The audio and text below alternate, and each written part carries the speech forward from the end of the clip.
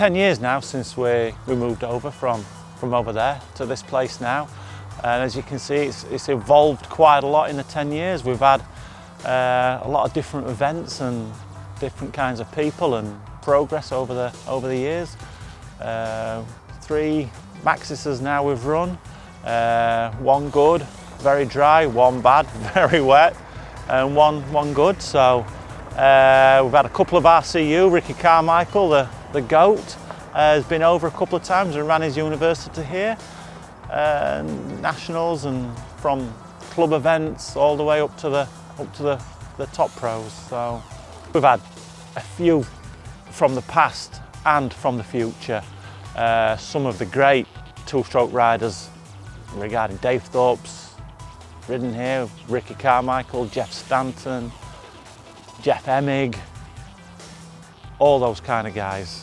Sebastian Tortelli came last year, he had a few laps round, he enjoyed it on a two-stroke funnily enough as well. So Tommy uses it regularly as a practice track. Ben Townley, when he was over in Europe, used it quite a bit as a practice track. And Brad Anderson uses it a lot. And the Watsons, obviously. The Watsons, both Nathan and Ben, have been here since they were on 65s, 85s, and I've watched them two grow up to become the stars they are now, and it's good. We've seen a lot of progress from when we started, which was a lot of two-strokes moving into the 4-stroke scene, to now going back. We've seen a lot more two-strokes, especially now with a lot of young talent coming through. I'd like to think through FatCats as well, with it being such logistically located position and the work we put into it and the tracks and how they run winter and summer. We've had a lot of the young kids come through and done very good.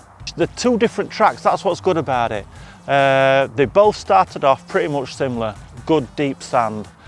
We introduced more clay and more gravel into the racetrack to make it suitable for the racers, for autos, so the kids can get round, and the racetracks and for race meetings, which they wouldn't be able to run if it was like Lommel or Valkenswaard every week. It wouldn't be fun. One thing with the facility, apart from the tracks have changed, is how the track and the actual park has come along in 10 years. It went from a one-man band from me, basically me doing most things, to eventually getting a track builder like Neil, who's been with me nearly 10 years now, who's probably one of the best track builders in the country.